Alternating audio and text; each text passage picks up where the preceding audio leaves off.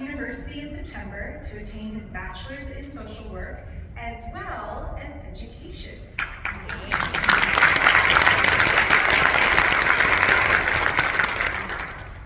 Having grown up loving school, AJ wants to become a high school teacher where he can encourage young students to tap into their fullest potential.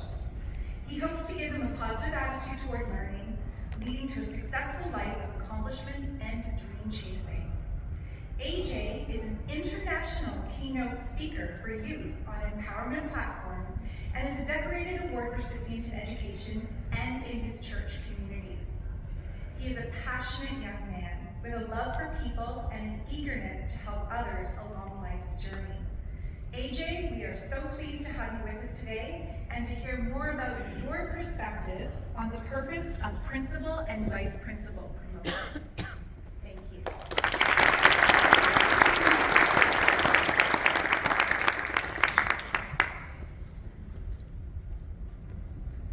Good afternoon, everybody. To the newly minted principals, vice principals, and recently elevated leaders. My name is K.Walker. I'm a senior student from David Suzuki Secondary School. And I'm also a firm believer in purpose living within people. And I'd like to take this moment to remind you of the purpose within your promotion. You have been chosen and set apart because of your present success and the expectation of success to come. You are the leaders of the upcoming generation for a reason, and in your purpose to strengthen that nation. I'm talking about leading the youth of today. Effective leadership is everything for young people, whether we know it or not. The guidance that they receive can shape the path of their lives. It can make it so they either soar or crash and rest in the nest of insecurity. Effective leadership can take a young person out of generational failures, cycles of misfortune, and guide them into generational wealth and generational success that cannot be measured. An old book of wisdom said to train up a child in the way he should go, so that when he is old, he will not depart from it. It is important that you give to these young, impressionable minds the lessons that they need to know in order to navigate life's road. In the position which has been appointed to you, the responsibility for the guidance of the next generation rests on your shoulders. And there are key things to remember about guiding. Number one, school is a second home to these kids. Please make it feel like it. From the ages of 4 to 18, a child will spend about 21,840 hours at school. By the age of 18, that will be a seventh of their life spent in school. And that's assuming they have perfect attendance. We can go for the best.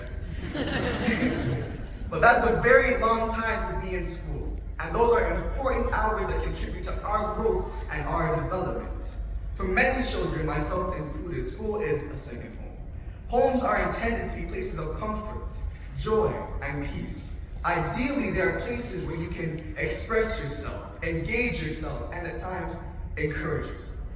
The home fosters creativity and nurtures purpose, giving it freedom to bloom.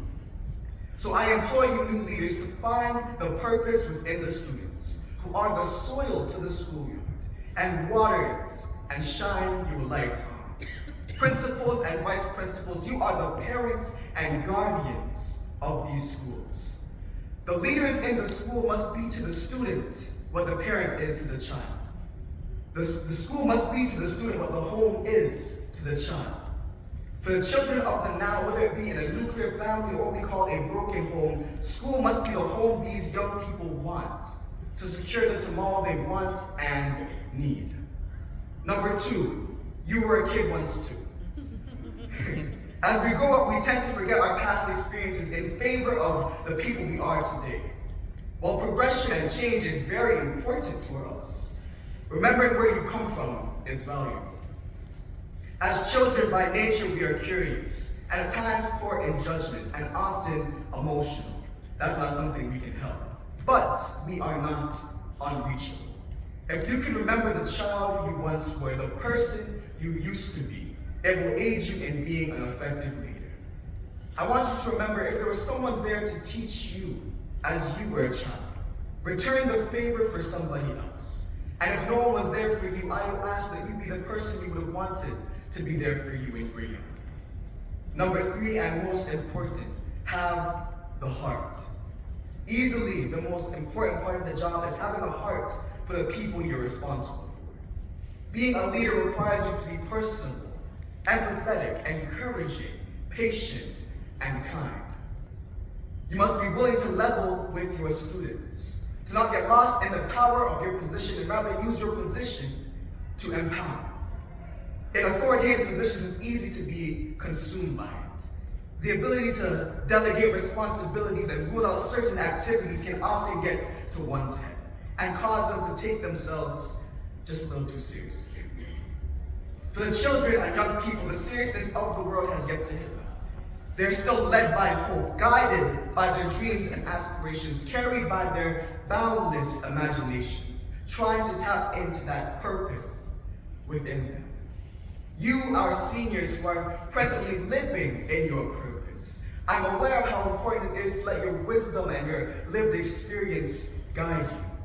But I ask you as a leader to let the young person within you take reign of your heart, so that you not only see and feel what we see and feel, but so that empathy will conjure up empowerment towards them as you push them forward.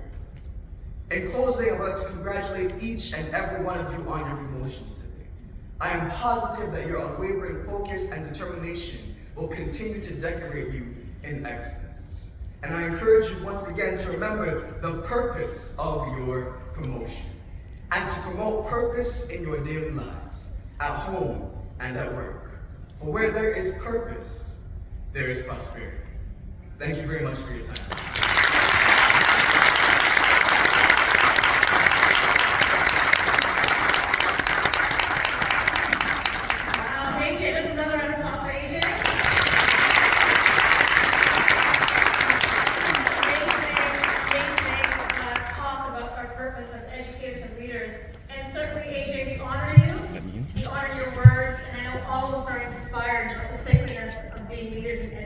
So we thank you.